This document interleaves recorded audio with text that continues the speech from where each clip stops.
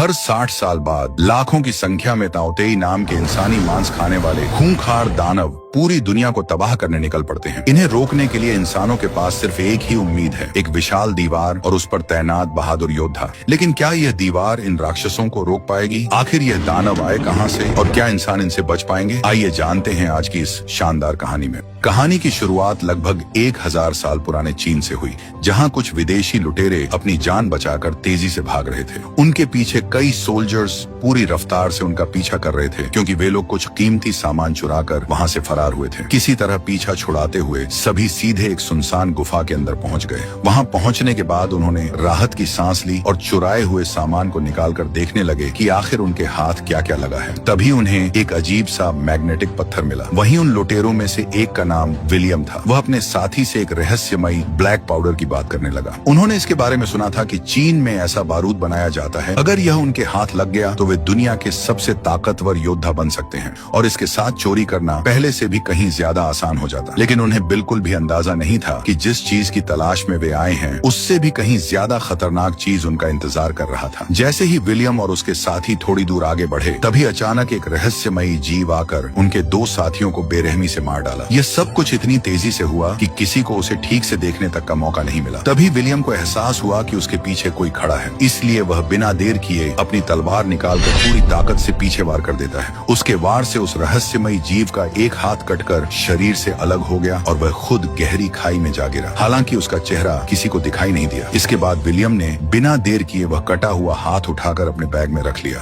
अब उन्हें समझ आ चुका था कि वहां रुकना मौत को दावत देने जैसा था, इसलिए सुबह होते ही दोनों गुफा से बाहर निकल आए और ब्लैक पाउडर की तलाश में आगे बढ़ने लगे। लेकिन उनकी किस्मत ज्यादा देर तक उनका साथ नहीं दे सकी, क्योंकि कुछ दूर पहुंचते ही सोल्जर्स ने उन्हें दोबारा देख लिया और फिर से उनका पीछा करने लगे। दोनों ने अपने घोड़ों को पूरी रफ्तार से दौड़ाया और लगातार भागते हुए आखिरकार चीन की विशाल ग्रेट वॉल तक पहुंच गए। लेकिन वहां पहुंचते ही उनके कदम रुक गए, क्योंकि उनके सामने हजारों सैनिक पूरी तैयारी के साथ खड़े दिखाई दिए। अगले ही पल सैनिकों ने उनकी तरफ तीरों की जबरदस्त बारिश कर दी, जिससे किसी तरह दोनों बाल बाल बच गए। अब उनकी हालत ऐसी हो चुकी थी कि बच निकलने का कोई रास्ता नहीं बचा था, क्योंकि उनके पीछे लुटेरे थे और सामने चाइना की सेना खड़ी थी। तब विलियम ने फैसला किया कि उन्हें अपनी किस्मत इन्हीं चाइनीज लोगों के भरोसे छोड़ देनी चाहिए। ये सोचकर दोनों ने अपने हथियार नीचे डाल दिए और सरेंडर कर दिया। इसके बाद दोनों को बंदी बनाकर सीधे वहां के जनरल के सामने लाया गया। जनरल की नजर जैसे ही विलियम के बैग से निकले उस कटे हुए हाथ पर पड़ी, वह कुछ पल के लिए बिल्कुल चुप हो गया, क्योंकि वे अच्छी तरह जानते थे कि वह किस जानवर का हाथ था।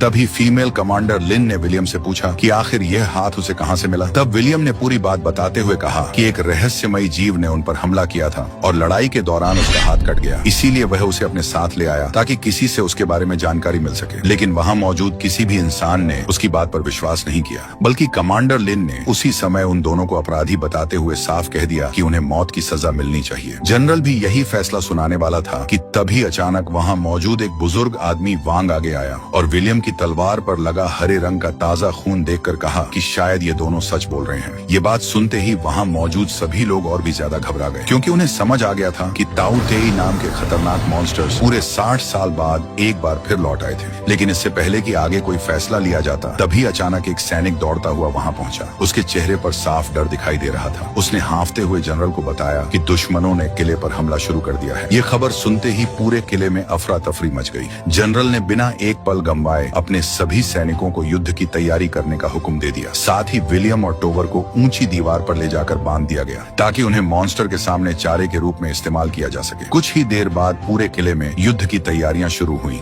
हर सैनिक का कवच अलग अलग रंग का था और हर रंग के हिसाब से उसकी जिम्मेदारी भी अलग थी। काले कवच वाले सैनिक जमीन पर लड़ने वाले योद्धा थे और लाल कवच वाले सभी सैनिक शानदार तीरंदाज थे, जबकि नीले कवच वाली पूरी सेना महिला योद्धाओं की थी, जिसकी कमान कमांडर लीन के हाथों में थी। उनके डिसिप्लिन और युद्ध की तैयारी देखकर वह दोनों दंग रह जाते हैं। तभी विलियम की नजर दूर से आ रही एक अजीब सी हरी लहर पर पड़ती है, लेकिन असल में वह कोई लहर नहीं, बल्कि हजारों इंसान खाने वाले दानव ताओतेई की सेना थी। ये वही भयानक दानव थे जिनमें से एक का हाथ विलियम ने पिछली रात काटा था। उनका इरादा किसी भी कीमत पर दीवार चढ़कर महल के अंदर घुसना था। तभी जनरल के इशारे पर बड़े बड़े पत्थरों में आग लगाकर दानवों की तरफ फेंका गया। उस हमले में कई ताओतेई जलकर राख हो गए, लेकिन उनकी रफ्तार जरा भी कम नहीं हुई। उनमें सबसे अलग उनकी फीमेल रानी मौजूद थी। बाकी सभी मॉन्स्टर्स उसे चारों तरफ से घेर कर चल रहे थे, ताकि कोई भी खतरा उसके करीब तक न पहुंच सके। इसीलिए सैनिक हजारों की संख्या में उन पर तीर बरसाने शुरू कर दिए, जो सीधा काफी सारे क्रिएचर्स की बॉडी को चीरते चले गए। तभी नीले कवच वाली महिला योद्धाओं की सेना आगे आई। उन्होंने अपनी कमर में रस्सियां बांधी और ग्रेट वॉल की ऊंचाई से सीधे दानवों की तरफ छलांग लगा दी। उनके हाथों में लंबे लंबे भाले थे, जिनसे वे हवा में झूलते हुए ताउतेई पर हमला करती और फिर रस्सियों की मदद से वापस ऊपर खींच ली जाती। ये नजारा किसी खतरनाक करतब से कम नहीं था, क्योंकि यहाँ एक छोटी सी गलती का मतलब सीधी मौत था। उसी दौरान सभी मॉन्स्टर्स की रानी ने अपनी शरीर का ऊपरी हिस्सा हिलाया। बस उसका इशारा मिलते ही पूरा झुंड और भी तेजी से आगे बढ़ने लगा।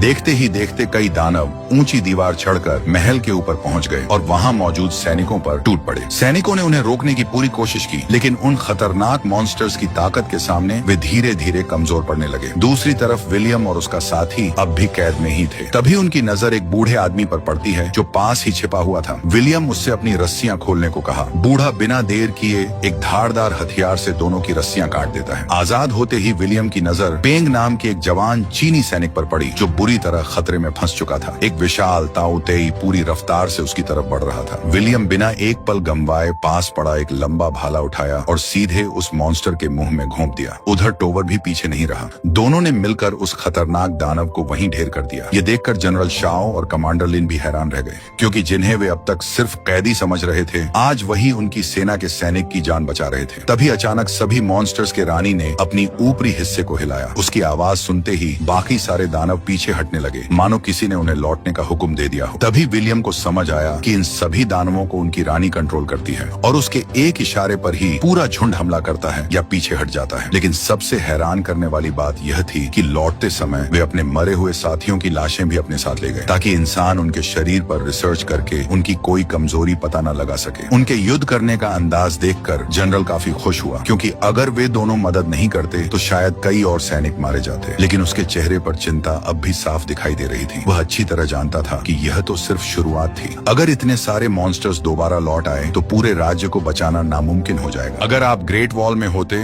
तो इन खतरनाक दानवों से लड़ते या अपनी जान बचाकर भाग जाते? कमेंट करके जरूर बताना। इसके बाद विलियम और टोवर की मुलाकात उसी बूढ़े आदमी से हुई जिसने लड़ाई के समय उनकी मदद की थी। उसने दोनों को बताया कि वह पिछले 25 सालों से यहाँ ब्लैक पाउडर की तलाश में रह रहा था, लेकिन आज तक वहाँ से निकल नहीं पाया था। अब उसने दोनों को पहली बार ब्लैक पाउडर दिखाया। वह पाउडर दिखने में साधारण था, लेकिन उसकी छोटी सी चिंगारी भी बहुत बड़ा धमाका कर सकती थी। यह देखकर विलियम और टोवर काफी हैरान हो गए, क्योंकि उन्होंने पहले सिर्फ इसके बारे में सुना था, लेकिन उसे कभी देखा नहीं था। तब बूढ़े आदमी ने अपना प्लान बताते हुए कहा कि जैसे ही ताउतेई दोबारा हमला करेंगे, उस समय पूरी सेना उन्हें रोकने में व्यस्त होगी। उसी मौके का फायदा उठाकर वे लोग ब्लैक पाउडर लेकर वहां से भाग जाएंगे, क्योंकि उसे महल से बाहर निकलने का एक गुप्त रास्ता पता था। लेकिन अब विलियम का मन बदल चुका था। वह अब चोरी करके वहां से भागना नहीं चाहता था। इसके बाद जनरल ने विलियम और टोवर को बाकी लोगों के साथ खाने पर बुलाया। वहां पहुंचने के बाद जनरल ने विलियम से उसकी काबिलियत दिखाने के लिए कहा। अब जैसे ही कटोरी को ऊपर उछाला गया, तभी विलियम ने लगातार 3 तीर छोड़े, जो इतनी सटीक जगह लगे कि कटोरी हवा में ही जाकर दीवार पर अटक गई। उसका निशाना देखकर वहां मौजूद सभी लोग तालियां बजाने लगे। विलियम की बहादुरी और काबिलियत देखकर लिन उसे पसंद करने लगी थी। वह उसे वहीं ऊंची दीवार पर ले जाकर अपने जैसा खतरनाक करतब करना सिखाती है। इसके बाद वांग ने विलियम को अपने पास बुलाया और उसके बैग से मिला चुंबक का टुकड़ा दिखाते हुए पूछा कि यह आखिर कहां से आया। विलियम ने बताया कि यह उसी का था। इसी बीच वांग को एक अहम बात याद आई। उसे समझ आ गया कि पहली रात जब विलियम ने ताउतेई का हाथ काटा था, तब उसके पास यही रहस्यमयी चुंबक मौजूद था। शायद इसी चुंबक की वजह से वह दानव कुछ पल के लिए कमजोर पड़ गया था, क्योंकि इस चुंबक में एक अजीब ताकत छुपी हुई थी। इसके बाद विलियम ने जनरल से पूछा कि आखिर यह ताउतेई आए कहां से थे। तब वांग ने विलियम को ताउतेई दानवों की असली कहानी बताई। करीब 2000 साल पहले आसमान से एक विशाल उल्कापिंड इसी पहाड़ पर आकर गिरा था।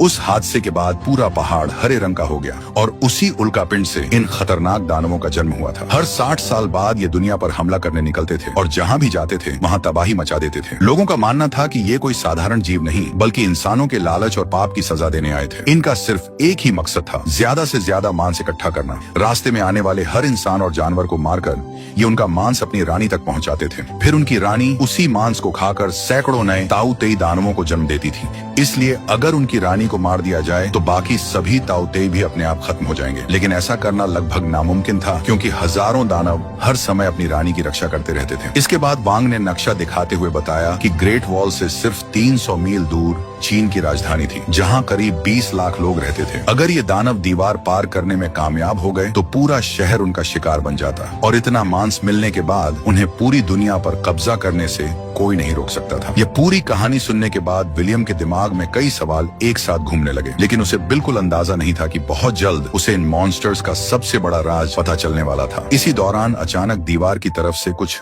भयानक आवाजें आने लगी, इसलिए जनरल शाओ और कमांडर लिन कुछ सैनिकों को लेकर वहां पहुंच गया। लेकिन वहां का नजारा देखकर सभी के होश उड़ गए। सारे पहरेदार मरे पड़े थे, लेकिन हैरानी की बात यह थी कि ताऊ तेई ने उनकी लाशों को छुआ तक नहीं था। यही जनरल शाओ को समझ आ गया कि यह कोई साधारण हमला नहीं बल्कि एक सोचा समझा जाल था। दानव जानबूझकर उन्हें वहां तक खींच कर लाए थे। तभी जनरल शाओ के इशारे पर सभी सैनिक आपस में जुड़कर एक मजबूत सुरक्षा कवच बना लेते हैं और धीरे धीरे आगे बढ़ने लगते हैं। लेकिन अगले ही पल अंधेरे में छिपा एक ताऊ तेई अचानक पीछे से निकलकर कमांडर लिन पर टूट पड़ा। उसे बचाने के लिए जनरल शाओ बिना एक पल गंवाए बीच में आ गए, लेकिन इस हमले में वह बुरी तरह घायल हो गए। सैनिक उन्हें तुरंत वापस ले आए, लेकिन तब तक बहुत देर हो चुकी थी। मरने से पहले जनरल शाओलिन को पूरे सेना का नए जनरल बनाकर हमेशा के लिए अपनी आंखें बंद कर ली। अपने बेहद शानदार जनरल की मौत के बाद पूरी ग्रेट वॉल पर मातम छा गया। उन्हें आखिरी अलविदा करने के लिए हजारों स्काई लैंटर्न आसमान में छोड़ दिए गए। इसी दौरान राजधानी से एक खास शख्स भी ग्रेट वॉल पहुंचा। पुराने ग्रंथों की जांच करने के बाद उसने बताया कि अगर ताऊ तेई को इस रहस्यमयी चुंबक के पास लाया जाए तो वे कुछ समय के लिए कमजोर पड़ जाते हैं। ये सुनते ही विलियम ने कहा कि अगर यह सच है तो हमें इसे साबित करना होगा, लेकिन इसके लिए एक ताऊ तेई को जिंदा पकड़ना पड़ेगा। तब कमांडर लिन ने पूछा कि आखिर इतने खतरनाक ताऊ तेई को जिंदा पकड़ेंगे कैसे। इसी बीच टोवर अब विलियम से काफी नाराज रहने लगा था। वह उसे अलग ले गया और गुस्से में कहने लगा कि उनका असली मकसद यहाँ के लोगों की मदद करना नहीं बल्कि ब्लैक पाउडर लेकर अमीर बनना था, इसीलिए उन्हें मौका मिलते ही वहाँ से निकल जाना चाहिए। लेकिन अब विलियम पूरी तरह बदल चुका था। उसने अपने दोस्त की बात मानने से साफ इनकार कर दिया। अगली सुबह वांग ने एक नया प्लान बनाया। उसने बड़े बड़े लोहे के तीर कमान तैयार करवाए, जिनके सिरों पर गहरी नींद की दवा लगाई गई थी। प्लान यह था कि जैसे ही ताऊ तेई दीवार के पास आएंगे उन्हें तीर कमान से फंसाकर ऊपर खींच लिया जाएगा। इसके बाद सोल्जर्स एक बार फिर दीवार के ऊपर पहुंच गए, लेकिन चारों तरफ इतना घना कोहरा छाया हुआ था कि नीचे कुछ भी साफ दिखाई नहीं दे रहा था। तभी अचानक हजारों ताऊ तेई एक बार फिर ग्रेट वॉल की तरफ बढ़ने लगे। धुंध इतनी घनी थी कि सैनिकों को कुछ भी साफ दिखाई नहीं दे रहा था, इसलिए वे अंदाजे से तीर और भाले चलाने लगे। लेकिन दानव बिना रुके लगातार आगे बढ़ते रहे। तभी कमांडर लिन ने तीर कमान चलाने का हुक्म दे दिया। दीवार से बड़े बड़े लोहे के हुक नीचे छोड़े गए, जिन पर नींद की दवा लगी हुई थी। इसी बीच दीवार के बीचों बीच लगे बड़े धारदार पंखों को भी चला दिया गया, जिनकी वजह से कई ताऊ तेई टुकड़ों में कटकर नीचे गिर गए। इस तरफ कई ताऊ तेई उनमें फंस गए, लेकिन ज्यादातर दानव अपनी ताकत से जंजीरें तोड़कर निकल गए। हालांकि उनमें से एक ताऊ तेई अब भी हारपून में फंसा हुआ था। सोल्जर्स उसे ऊपर खींचने लगे, लेकिन तभी विलियम ने उन्हें रोकते हुए कहा कि जंजीर को ढीला छोड़ दो, क्योंकि जहरीला लिक्विड धीरे धीरे उसे कमजोर कर देगा। अगर सैनिक उसे जबरदस्ती ऊपर खींचते तो जंजीर टूट सकती थी और पूरा प्लान फेल हो जाता। कुछ देर बाद विलियम उसी जंजीर के सहारे नीचे उतर गया। नीचे पहुंचते ही उसने देखा कि चारों तरफ मरे हुए ताऊ तेई पड़े हुए थे। विलियम बिना देर किए तेजी से उस कमजोर दानव को जंजीरों से कसकर बांधने लगा और ऊपर खड़े सैनिकों से खींचने के लिए कहा। लेकिन तभी अचानक कोहरे के अंदर से एक ताऊ तेई उस पर झपटा, लेकिन विलियम ने तुरंत अपनी तीर से उसकी आंख फोड़ दी। अगले ही पल एक और ताऊ तेई पीछे से हमला करने आया, लेकिन तभी टोवर वहां पहुंच गया और उसने उसे मार गिराया। इसके बाद दोनों ने मिलकर कई ताऊ तेई का सामना किया, लेकिन कुछ ही देर में हजारों की संख्या में और ताऊ तेई उनकी तरफ बढ़ने लगे। ये देखकर विलियम समझ गया कि अब वे ज्यादा देर तक टिक नहीं पाएंगे। उसने तुरंत मदद का संकेत भेजते हुए एक खास तीर ऊपर दीवार की तरफ छोड़ा। दीवार के ऊपर मौजूद कमांडर लीन ने वह संकेत देख लिया और तुरंत ब्लैक पाउडर से बनी कुछ खास तीर मंगवा दिया। अगले ही पल उन तीरों को नीचे छोड़ा गया। जैसे ही वे ताऊ तेई के बीच जाकर लगे, जोरदार धमाके हुए और कई ताऊ तेई टुकड़ों में बिखर गए। हालांकि एक तीर गलती से विलियम के पास आकर फटा, जिससे वह बुरी तरह घायल हो गया। उस खतरनाक बमबारी से बचने के लिए सभी दानव जान बचाकर भागने लगे। मौके का फायदा उठाकर सैनिक तुरंत नीचे का दरवाजा खोलकर विलियम और टोवर को वापस महल के अंदर ले आए। इसके बाद एक ताऊ तेई को लोहे के पिंजरे में कैद कर दिया गया। वह पिंजरा तोड़ने की कोशिश कर रहा था, लेकिन जैसे ही चुंबक का टुकड़ा उसके पास लाया गया, वह तुरंत शांत हो गया। अब सभी को यकीन हो गया कि चुंबक सच में उन पर असर करता था। कुछ देर बाद राजकुमार के खास सैनिक उस कैद ताऊ तेई को अपने साथ राजधानी के महल की तरफ ले गए। इसी दौरान उन्हें जमीन के नीचे से अजीब अजीब आवाजें सुनाई सुनाई देने लगी। ये देखकर सभी लोग तुरंत उस जगह की तलाश करने निकल पड़े, लेकिन जैसे ही उन्होंने नीचे बनी सुरंग देखी, उनके पैरों तले जमीन खिसक गई। अब उन्हें समझ आ गया था कि ताऊ तेई उनसे 100 कदम आगे सोच रहे थे। इतने दिनों से वे ग्रेट वॉल पर हमला करने का सिर्फ नाटक कर रहे थे। उनका असली मकसद चुपके से एक विशाल सुरंग बनाकर शहर के अंदर घुसना था, और ठीक वैसा ही उन्होंने ग्रेट वॉल के नीचे एक सुरंग बना ली थी, और उसी रास्ते हजारों ताऊ तेई पहले ही दीवार पार करके राजधानी की तरफ निकल चुके थे। अब करीब 20 लाख लोगों की जान खतरे में थी, यानी अगर उन्हें नहीं रोका गया तो पूरा देश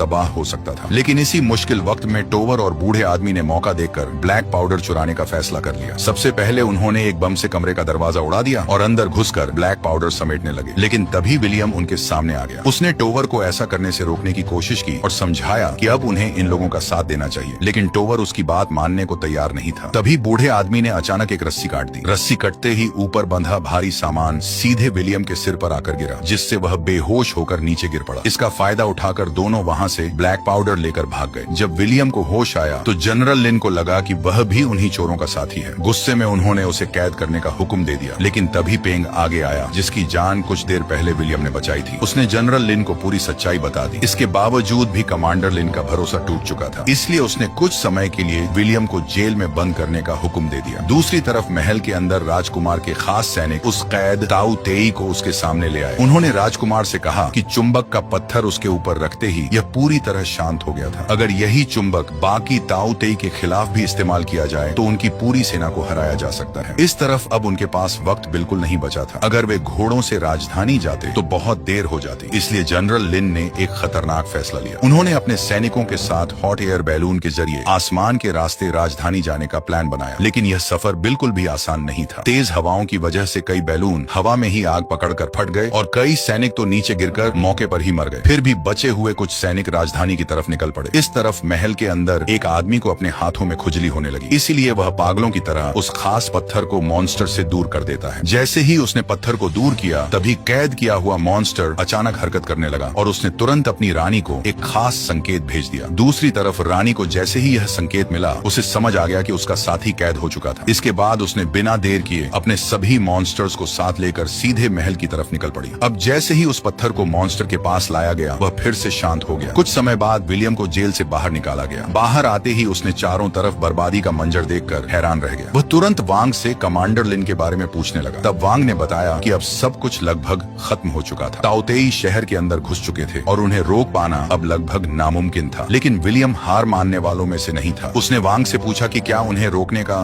कोई दूसरा तरीका नहीं था। तब उसने बताया कि अगर उनकी रानी को मार दिया जाए तो बाकी सभी ताऊ तेई भी अपने आप मर जाएंगे। अब वह दोनों भी हॉट एयर बैलून के सहारे राजधानी की तरफ निकल पड़े। दूसरी तरफ कमांडर लिन अपने कुछ साथियों के साथ हवा में उड़ते हुए शहर की तरफ जा रही थी, लेकिन तभी कई ताऊ तेई ने उन पर हमला कर दिया। कुछ ताऊ तेई ऊंची इमारतों पर चढ़ गए और ऊपर उड़ रहे सैनिकों पर टूट पड़े। इसकी वजह से कमांडर लिन और उसके साथी नीचे गिर गए। जमीन पर उतरते ही लिन ने अपने भाले से एक ताऊ तेई को मार गिराया, लेकिन कुछ ही पल में दर्जनों ताऊ तेई ने उसे चारों तरफ से घेर लिया। ठीक उसी समय विलियम भी वहां पहुंच गया। उसने जोर से लिन को अपनी तरफ आने के लिए कहा। यह सुनते ही लिन ने बिना देर किए छलांग लगा दी और भाले का सहारा लेते हुए सीधे विलियम का हाथ पकड़ लिया, लेकिन वह मॉन्स्टर पीछा छोड़ने का नाम ही नहीं ले रहे थे। तभी विलियम ने ब्लैक पाउडर से भरा एक गोला लिन की हाथों में दिया, जिसे उसने नीचे मौजूद ताऊ तेई के बीच फेंक दिया। अगले ही पल एक जोरदार धमाका हुआ और वहां मौजूद कई मॉन्स्टर्स जलकर राख हो गए। इसके बाद विलियम, लिन और वांग किसी तरह पुराने महल के एक ऊंचे टावर तक पहुंच गए। अब उनके पास सिर्फ एक ही उम्मीद बची थी, वह जिंदा पकड़ा गया ताऊ तेई। इसलिए उन्होंने उसके पूरे शरीर पर ब्लैक पाउडर के गोले बांध दिए और उसके सामने काफी सारा मांस रख दिया। उनका प्लान यह था कि जैसे ही वह ताऊ तेई खाना लेकर अपनी रानी के पास जाएगा, उसी समय वे ब्लैक पाउडर में आग लगाकर एक ही धमाके में रानी को खत्म कर देंगे। इसके बाद सभी उस दानव को लेकर जमीन के नीचे बनी सुरंग से आगे बढ़ने लगे, लेकिन ताऊ तेई उनकी गंध पहचान चुके थे। देखते ही देखते हजारों दानव सुरंग के अंदर घुस आए। अब बचकर निकलना लगभग नामुमकिन था। तभी पेंग ने एक बड़ा बलिदान देने का फैसला किया। उसने अपने शरीर पर बंधे विस्फोटक में आग लगा दी और दानवों के रास्ते में खड़ा हो गया। अगले ही पल एक भयानक धमाका हुआ। पेंग ने अपनी जान देकर विलियम, लिन और वांग की जान बचा ली। इसके बाद वहां मौजूद लोगों ने कैद किए हुए ताऊ तेई के पास से चुंबक हटा दिया। चुंबक हटते ही वह होश में आया और खाना लेकर सीधे अपनी रानी की तरफ बढ़ने लगा। विलियम यह देखकर समझ गया कि अब उनका प्लान काम कर सकता था। इसके बाद वह और कमांडर लिन एक ऊंची जगह पर पहुंच गए ताकि वहां से रानी पर निशाना लगाया जा सके, जबकि वांग नीचे मॉन्स्टर्स को रोक कर रखा हुआ था। ऊपर पहुंचकर विलियम ने देखा कि नीचे ताऊ तेई की रानी मौजूद थी और उसके चारों तरफ हजारों दानव पहरा पहरा दे रहे थे। इसी दौरान ब्लैक पाउडर से बंधा हुआ ताऊ तेई धीरे धीरे रानी की तरफ बढ़ने लगा। मौका मिलते ही विलियम ने उस पर निशाना साधकर तीर छोड़ दिया, लेकिन तभी रानी की रक्षा कर रहे ताऊ तेई उसके सामने आ गए। तीर सीधे उन्हीं से टकराया और हवा में ही फट गया। एक ही पल में उनका पूरा प्लान नाकाम हो गया। लेकिन मुसीबत अभी खत्म नहीं हुई थी, बल्कि अब उससे भी बड़ा खतरा उनके सामने आ चुका था। रानी की नजर विलियम और लिन पर पड़ गई। उसने इशारे के तौर पर अपना ऊपरी हिस्सा हिलाया और अगले ही पल हजारों ताऊ तेई टावर की तरफ दौड़ पड़े। अब हालात पूरी तरह बेकाबू हो चुके थे। वांग समझ गया कि अब किसी एक को